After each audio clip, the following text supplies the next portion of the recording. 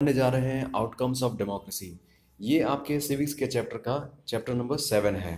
यहाँ पे देखेंगे कि डेमोक्रेसी के आउटकम्स क्या होते हैं, डेमोक्रेसी के आने से किसी देश में क्या परिवर्तन आता है, क्या चेंजेस आते हैं।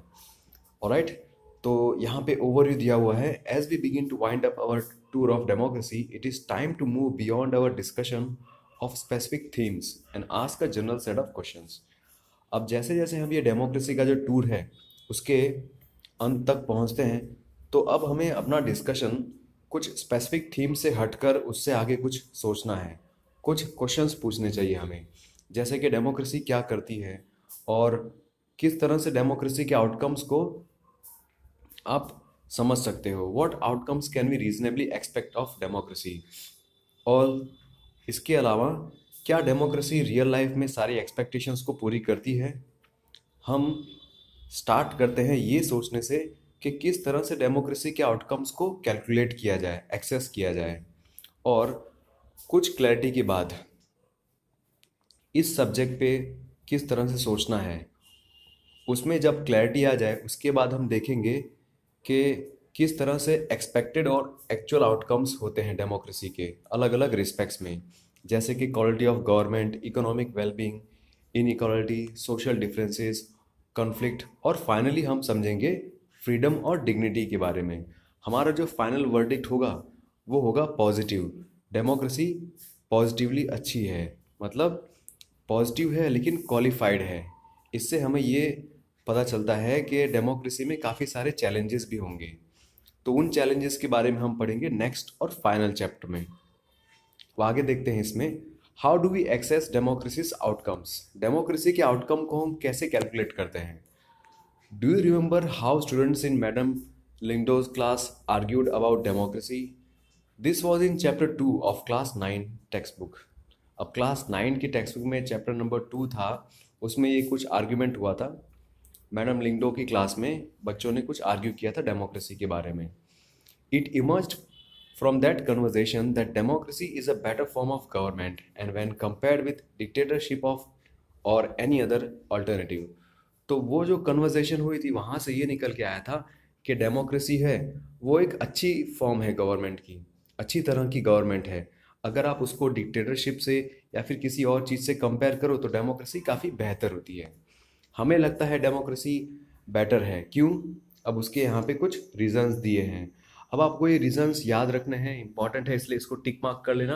Y democracy is better, because first point क्या है, ये इक्वालिटी, सिटीजन्स के बीच में इक्वालिटी को प्रमोट करती है। दूसरा, किसी भी इंडिविजुअल की डिग्निटी को एनहांस करती है। डिग्निटी मतलब कि उसकी खुद की सेल्फ रिस्पेक्ट, उसके अंदर खुद की जो वैल्यू होती है उसको बोलते हैं डिग्निटी। थर्ड पॉइंट है कि डिसीजन मेकिंग की जो क्वालिटी होती है वो इम्प्रूव होती है क्योंकि यहाँ पे लोगों का पार्टिसिपेशन होता है। फोर्थ पॉइंट, यहाँ पे ऐसी मेथड भी प्रोवाइड की जाती है कि आप झगड़ों को सुलझा सकें, provides a method to resolve conflicts. और लास्ट पॉइंट इसमें है, allows room to correct mistakes. अगर आपने मिस्टेक्स कुछ कर दी है तो उसको करेक्ट करने का भी काम हो सकता है, उसको करेक्ट किया जा सकता है। Are these expectations realised under democracies.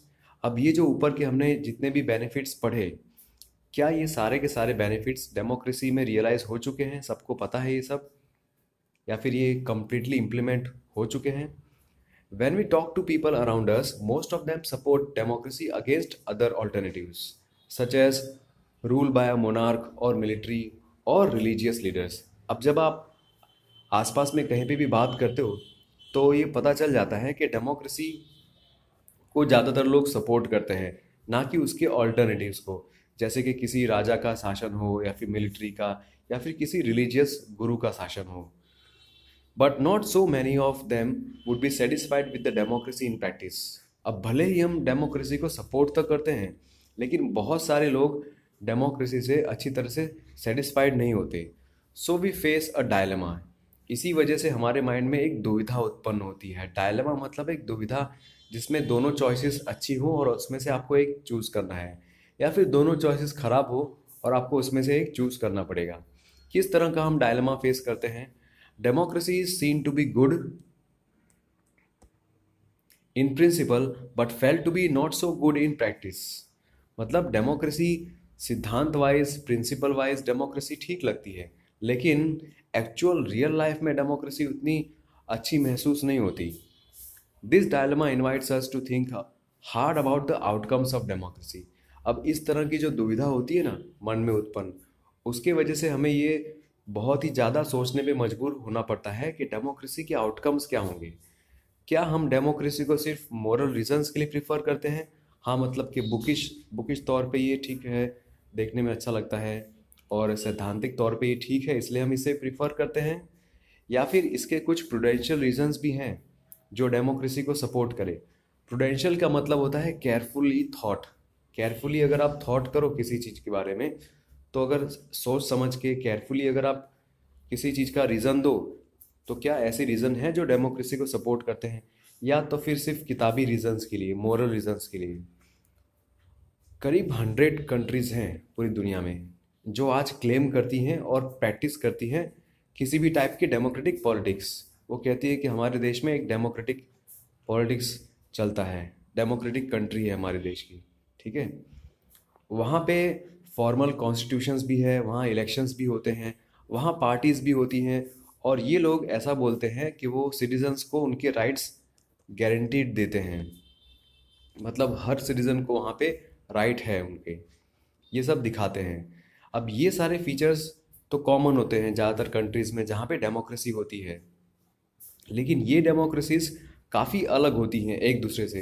किस मामले में अलग होती है? सोशल सिचुएशंस, उनकी इकोनॉमिक अचीवमेंट्स और उनके कल्चर्स। क्योंकि हर देश में सोशल सिचुएशन अलग होगी, इकोनॉमिक अचीवमेंट्स उनके अलग अलग होंगे, वहाँ के कल्चर अलग होंगे, इसीलिए ये डेमोक्रेसीज आपस में काफ़ी डिफरेंट होती हैं। Clearly what may be achieved और not achieved under each of this democracies will be very different.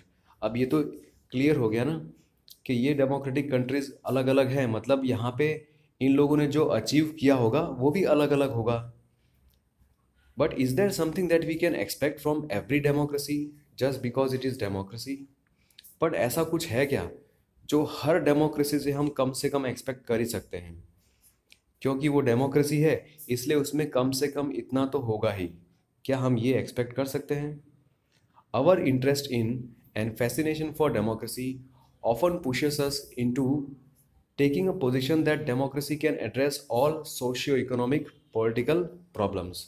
अब जो हमारा इंटरेस्ट है ना डेमोक्रेसी के अंदर, और हमारी जो जिज्ञासा है, हमारी जो फैसिनेशन है डेमोक्रेसी को लेकर, उसकी वजह से हम ऐसी सिचुएशन में चले जाते हैं जहाँ पे हम ये सोचते हैं कि डेमोक्रेसी हर तरीके की सोशियो इकोनॉमिक और पॉलिटिकल प्रॉब्लम्स को सॉल्व कर सकती है या फिर उसे हैंडल कर सकती है। If some of our expectations are not met, we start blaming the idea of democracy. अब अगर हमारी कुछ एक्सपेक्टेशंस फुलफिल नहीं होती ना, तो हम डेमोक्रेसी को ब्लेम करना स्टार्ट कर देते हैं, या तो फिर हम उसे डाउट करने लगते हैं कि क्या हम सही में डेमोक्रेसी में रह रहे हैं। अब फर्स्ट स्टेप है कि यहाँ पे हमें केयरफुली सोचना पड़ेगा डेमोक्रेसी के आउटकम को। अगर आपको केयरफुली सोचना है डेमोक्रेसी के आउटकम को, तो आपको ये पहचानना पड़ेगा कि डेमोक्रेसी सिर्फ एक फॉर्म ऑफ गवर्नमेंट है। डेमोक्रेसी क्या है? सिर्फ एक form of government. It can only create conditions for achieving something. तो वो सिर्फ कंडीशंस क्रिएट कर सकती है ताकि उसके सिटीजन्स कुछ अचीव कर सके। अब सिटीजन्स को इन कंडीशंस का फ़ायदा उठाना पड़ेगा, एडवांटेज लेना पड़ेगा, ताकि वो अपने गोल्स को अचीव कर सके। अब हम एग्जामिन करेंगे कुछ चीज़ों को जिनको हम कह सकते हैं कि हम डेमोक्रेसी से जिनको एक्सपेक्ट कर सकते हैं। कुछ ऐसे चीज़ें जो हम डेमोक्रेसी से रीजनेबली एक्सपेक्ट कर सकते हैं, और हम इनका रिकॉर्ड चेक करेंगे, ठीक है, कि डेमोक्रेसी अभी तक उसने कितनी परफॉर्मेंस दी। नेक्स्ट पेज पे यहाँ पे देखा गया है accountable, responsive and legitimate government. ये 3 वर्ड इस चैप्टर के मेन कीवर्ड्स हैं। किस तरह की गवर्नमेंट होनी चाहिए? अकाउंटेबल, रिस्पॉन्सिव और लेजिटिमेट। पहले मैं बताता हूँ कि अकाउंटेबल का मतलब क्या होता है। अकाउंटेबल का मतलब होता है रिस्पॉन्सिबल, जिससे आप सवाल जवाब कर सको, जिसको आप दोषी ठहरा सको, जिसको आप जिम्मेदार ठहरा सको। रिस्पॉन्सिव का मतलब होता है कि ऐसी चीज़ जो दूसरों को लेकर रिस्पॉन्सिव हो, सेंसिटिव हो। दूसरों की आशाएं, दूसरों की इच्छाएं को लेकर सेंसिटिव हो, उसको बोलेंगे कि हाँ वो एक रिस्पॉन्सिव है। और लेजिटिमेट का मतलब क्या? लॉजिकली सेटिस्फाइंग, कॉमन सेंस और logically satisfying type of government. यहाँ पे डिटेल में हम पढ़ते हैं। There are some things that democracy must provide. कुछ चीज़ें हैं जो डेमोक्रेसी को प्रोवाइड करनी ही चाहिए। In a democracy, we are most concerned with ensuring that people will have the right to choose their rulers and people will have control over the rulers. अब democracy में हम सबसे ज़्यादा ध्यान किस बात पे देते हैं? इस बात पे कि लोगों को ये हक मिले कि वो अपने रूलर्स को चूज कर सके और उन रूलर्स पे लोगों का कंट्रोल हो। जहाँ भी पॉसिबल होता है और ज़रूरी होता है, सिटीजन्स को ये चांस मिले कि वो डिसीजन मेकिंग में पार्टिसिपेट कर सके। किसी भी तरह का डिसीजन हो रहा है देश के लिए जो उनके ऊपर इफेक्ट पड़ेगा उसका, तो उन सब में पार्टिसिपेट करने का भी उनको चांस मिले। इसीलिए जो सबसे बेसिक आउटकम है डेमोक्रेसी का, वो क्या होना चाहिए कि एक ऐसी गवर्नमेंट बनाए जो अकाउंटेबल हो सिटीजन्स को, जो उनकी नीड्स और एक्सपेक्टेशंस को लेके रिस्पॉन्सिव हो, मतलब सेंसिटिव हो। ये सब होना चाहिए। तो सबसे बेसिक आउटकम यहाँ पे आप लर्न कर लीजिए। सबसे बेसिक आउटकम जो है डेमोक्रेसी का, वो क्या होना चाहिए कि वो ऐसी टाइप की गवर्नमेंट बनाए जो कि सिटीजन्स को अकाउंटेबल हो, उनके नीड्स और एक्सपेक्टेशंस को लेकर रिस्पॉन्सिव हो। ठीक है। Before we go into this question, we face another common question. अब देखो, इसके आगे एक कॉमन क्वेश्चन और भी है कि is the democratic government efficient, is it effective? क्या डेमोक्रेटिक गवर्नमेंट एफिशिएंट होती है, मतलब कुशल होती है, इफेक्टिव होती है क्या? रियल लाइफ में प्रैक्टिकली क्या वो जल्दी से प्रॉब्लम को सॉल्व कर पाती है, या फिर लोगों को उनकी एक्सपेक्टेशंस के हिसाब से सॉल्यूशंस मिल पाते हैं? Some people think that democracy produces less effective government. It is of course true that non democratic rulers do not have to bother about deliberation in assemblies और worry about majorities and public opinion. देखो, कुछ लोगों को क्या लगता है कि democracy एक लेस इफेक्टिव गवर्नमेंट प्रोड्यूस करती है। अब ये तो सच है कि जो नॉन डेमोक्रेटिक रूलर्स होते हैं ना, जहाँ पे किसी पार्टी का रूल नहीं होता, किसी एक इंसान का रूल होता है, जहाँ पे डेमोक्रेसी नहीं है, वहाँ के लोगों को ज़्यादातर किसी भी तरह का डेलिब्रेशन, डेलिब्रेशन मतलब केयरफुल डिस्कशन, डिस्कशन और कंसल्टेशन, उसको बोलते हैं डेलिब्रेशन। तो जहाँ पे डेमोक्रेसी नहीं है, वहाँ के रूलर्स को इन सब में टाइम वेस्ट करना ही नहीं पड़ता। उनको किसी असेंबली में जाके डिस्कस नहीं करना पड़ता, लोगों के विचार विमर्श नहीं लेने पड़ते, ना ही उनको मेजॉरिटी लोगों की ओपिनियन को सुनना पड़ता है, ना ही पब्लिक की ओपिनियन को सुनना पड़ता है। ठीक है, वो अपने हिसाब से फैसला ले लेते हैं। इसीलिए वहाँ की गवर्नमेंट में जल्दी फैसले होते हैं। यहाँ पे पब्लिक से कुछ पूछा नहीं जाता, कुछ डिस्कस नहीं किया जाता, किसी भी तरह का कंसल्टेशन नहीं होता। जहाँ पे डेमोक्रेटिक गवर्नमेंट नहीं होती, वहाँ की बात मैं कर रहा हूँ। So they can be very quick and efficient in decision making and implementation.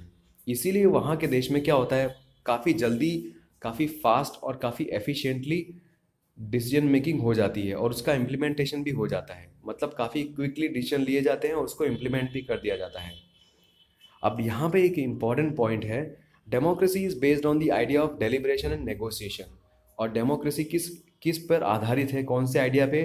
Deliberation and negotiation. Deliberation का मतलब होता है डिस्कशन, कंसल्टेशन। नेगोशिएशन का मतलब आप तो समझते ही हो, right?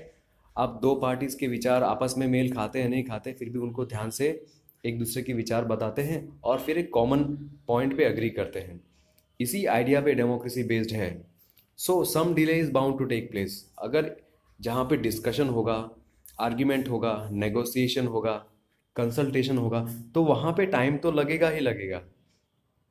Does that make democratic government inefficient?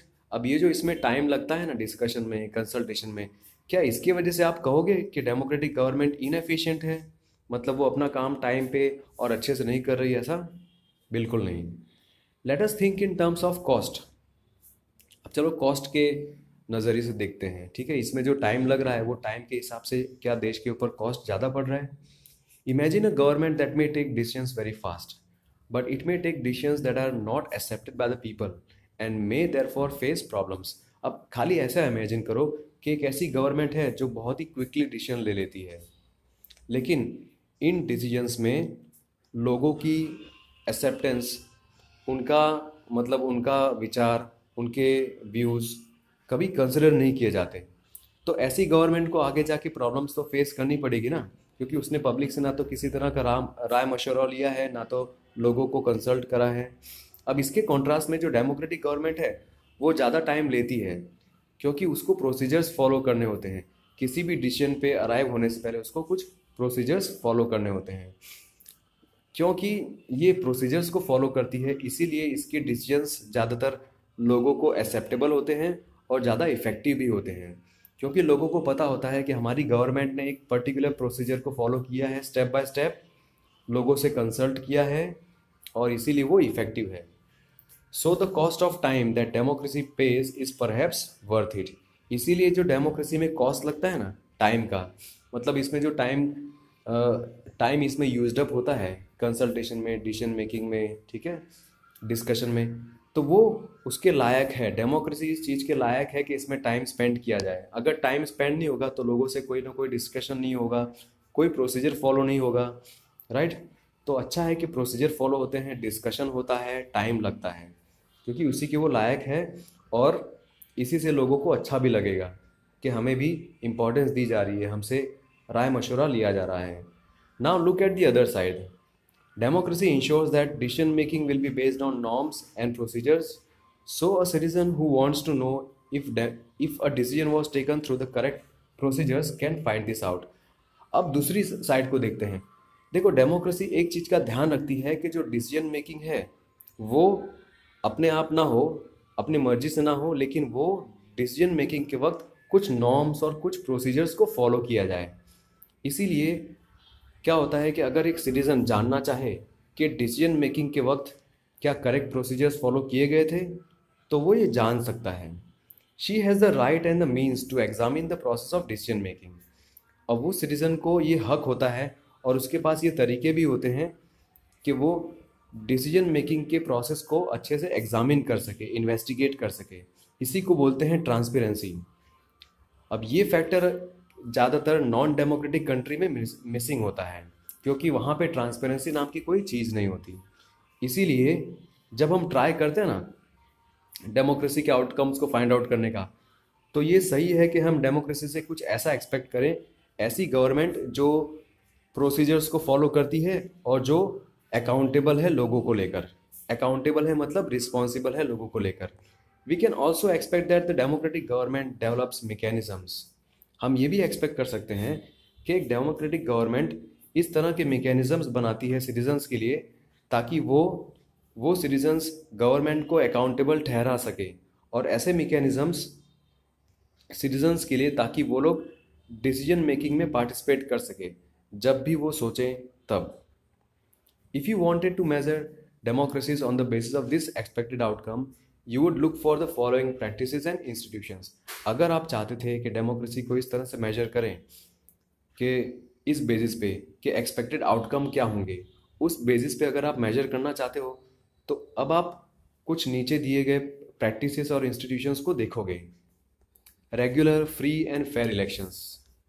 देखो, अगर एक्सपेक्टेड आउटकम्स के अंदर ये है तो आप उसमें ये तो देखोगे हर गवर्नमेंट में अगर वहाँ पे डेमोक्रेसी है उसके एक्सपेक्टेड आउटकम्स क्या होंगे। कम से कम regular, free and fair elections होंगे, ओपन पब्लिक डिबेट होगा मेजर पॉलिसीज़ को लेकर, और क्या होगा, and legislations. Major public policies में और कानून बनाने में भी ओपन डिस्कशन होगा। And citizens right to information about the government and its functioning. Citizen को ये हक होगा गवर्नमेंट के बारे में और गवर्नमेंट की कामकाज के बारे में इंफॉर्मेशन इकट्ठा करने का। और जो एक्चुअल परफॉर्मेंस है डेमोक्रेसी का, वो क्या दिखाता है, एक मिक्स रिकॉर्ड दिखाता है।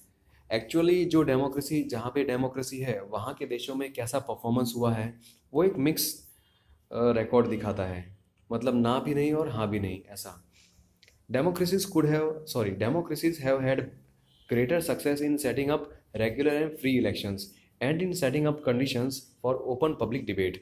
अब डेमोक्रेसीज जहाँ पे भी डेमोक्रेटिक कंट्री है वहाँ पे ये लोग सक्सेसफुली इन्होंने रेगुलर और फ्री इलेक्शंस को सेटअप किया है और ऐसी कंडीशंस भी बनाई हैं जहाँ पे ओपन पब्लिक डिबेट हो सके। But most democracies fall short of elections that provide a fair chance to everyone. And in subjecting every decision to public debate. अब लेकिन ज़्यादातर जो डेमोक्रेसी है वहाँ पे एक बात की कमी पाई गई है कि वहाँ पे जो इलेक्शंस होते हैं वहाँ पे हर एक को एक फेयर चांस नहीं मिल पाता, और हर डिसीजन में पब्लिक डिबेट नहीं हो पाता।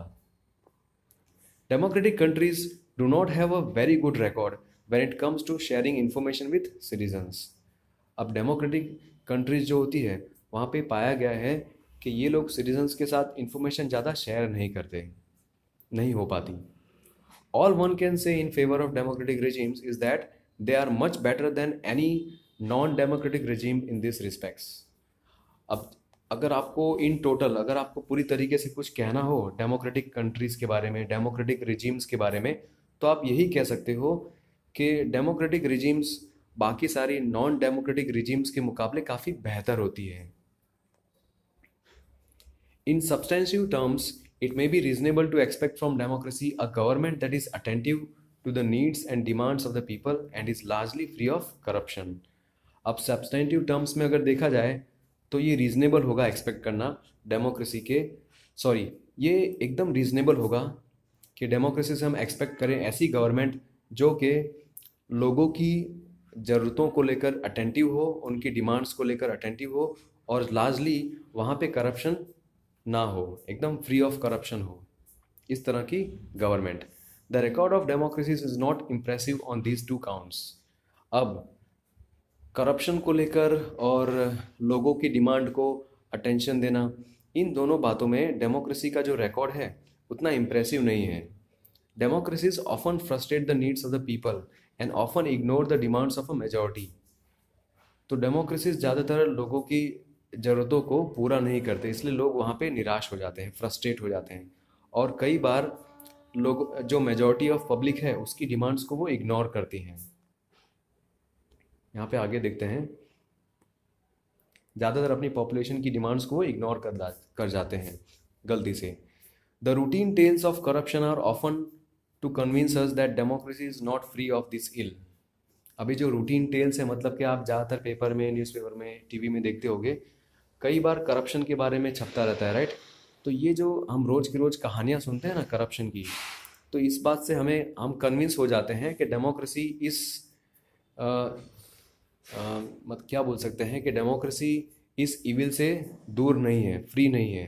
यहाँ पे ये पाप होता ही है, इस पाप से मुक्त नहीं है डेमोक्रेसी, यहाँ पे करप्शन होता ही है। At the same time there is nothing to show that non democracies are less corrupt और मोर सेंसिटिव टू पीपल। और इसी टाइम पे हम ये भी देख सकते हैं कि कोई भी बात, कोई भी प्रूफ ऐसा नहीं मिला कि नॉन डेमोक्रेटिक जो कंट्रीज़ है वो कम करप्ट है डेमोक्रेटिक कंट्री के मुकाबले। अगर नॉन डेमोक्रेटिक कंट्री है वो करप्ट नहीं है, ऐसा ऐसा भी कोई एविडेंस नहीं मिला। मतलब दोनों दोनों तरह के देशों में करप्शन तो होता ही है, और नॉन डेमोक्रेटिक जो कंट्री है वो ज़्यादा सेंसिटिव है लोगों को लेकर, ऐसा भी देखा नहीं गया। There is one respect in which democratic government is certainly better than its alternatives. एक एक है, मतलब एक रिस्पेक्ट है जिसमें डेमोक्रेटिक गवर्नमेंट अपनी बाकी सारी ऑप्शंस के मुकाबले काफ़ी अच्छी है। Democratic government is legitimate government. तो वो कैसी गवर्नमेंट होती है? लेजिटिमेट गवर्नमेंट होती है, which can be held legible, logical और लीगली एक्सेप्टेबल गवर्नमेंट जिसको बोल सकते हैं। It may be slow, less efficient, not always very responsive और क्लीन। हो सकता है ये स्लो हो, कम एफिशिएंट हो, और लोगों की बातों को लेकर रिस्पॉन्ड अच्छे से ना करती हो, और उतनी क्लीन ना हो। लेकिन डेमोक्रेटिक गवर्नमेंट है वो लोगों की अपनी गवर्नमेंट होती है। इसी वजह से पूरी दुनिया में डेमोक्रेसी को लेकर जो सपोर्ट है वो काफ़ी ओवरवेलमिंग सपोर्ट है। एक बार फिर से बोलता हूँ, इसी वजह से पूरी दुनिया में डेमोक्रेटिक गवर्नमेंट को लेकर काफ़ी ओवरवेलमिंग सपोर्ट मिलता है इस आइडिया को लेकर कि डेमोक्रेटिक गवर्नमेंट होनी चाहिए या नहीं। As the accompanying evidence from South Asia shows, the support exists in countries with democratic regimes as well as countries without democratic regimes. अब यहाँ पे साउथ एशिया का कोई एविडेंस है जो ये सपोर्ट करता है कि जो वो कंट्रीज़ जहाँ पे डेमोक्रेटिक गवर्नमेंट है एज वेल एज वो कंट्रीज जहाँ पे नॉन डेमोक्रेटिक गवर्नमेंट है, तो वहाँ पे इन सारे आइडियाज़ को सपोर्ट तो मिलता ही है। People wish to be ruled by representatives elected by them. They also believe that democracy is suitable for their country. अब लोगों की ये इच्छा होती है कि उनके ऊपर राज उन्हीं का हो जिनको उन्होंने रिप्रेजेंट किया है, जिनको उन्होंने इलेक्ट किया है इलेक्शन में। और ये लोग ये भी मानते हैं कि डेमोक्रेसी उनके कंट्री के लिए काफ़ी सूटेबल है। डेमोक्रेसी की जो एबिलिटी है खुद के लिए सपोर्ट को जनरेट करना, ये डेमोक्रेसी की जो एबिलिटी है वो खुद में ही एक ऐसा आउटकम है जिसको आप इग्नोर नहीं कर सकते। डेमोक्रेसी के अंदर खुद ये एबिलिटी होती है कि वो अपने लिए सपोर्ट जनरेट कर दें, और इससे ये जो आउटकम है वो सबसे बड़ा आउटकम है, इसको आप इग्नोर नहीं कर सकते। अब यहाँ पे एक इंफॉर्मेशन है काफ़ी, ये इंफॉर्मेशन का सोर्स है SDSA team, state of democracy in south Asia, Delhi Oxford university press 2007। यहाँ पे जो रेड कलर का है सिंबल, रेड जो है वो कलर क्या दिखाता है कि डेमोक्रेसी प्रिफरेबल है, वो रेड में है। वहाँ पे बांग्लादेश 69, इंडिया 70, नेपाल 62, पाकिस्तान 37 और श्रीलंका 71। आई थिंक ये परसेंटेज वाइज दिखा है। Democracy is preferred over dictatorship everywhere except Pakistan.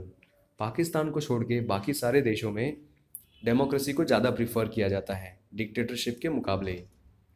और यहाँ पे वेरी सूटेबल और सूटेबल को लेकर भी है, south Asia, Bangladesh, Sri Lanka, India, Pakistan, Nepal. और जहाँ पे डेमोक्रेसी को ओवरवेलमिंग सपोर्ट मिला है वहाँ पे यहाँ क्या दिखा है, यहाँ पे those who agree with the rule of leaders elected by the people. यहाँ पे स्ट्रांगली एग्री जो है वहाँ पे इंडिया का देखो 95% है, बांग्लादेश का 96%, श्रीलंका का 98%, राइट। ओवरऑल जो साउथ एशिया का जो एवरेज है वो है 94%। तो डेमोक्रेसी को काफ़ी सपोर्ट दिया गया है। अब नेक्स्ट टॉपिक है इकोनॉमिक ग्रोथ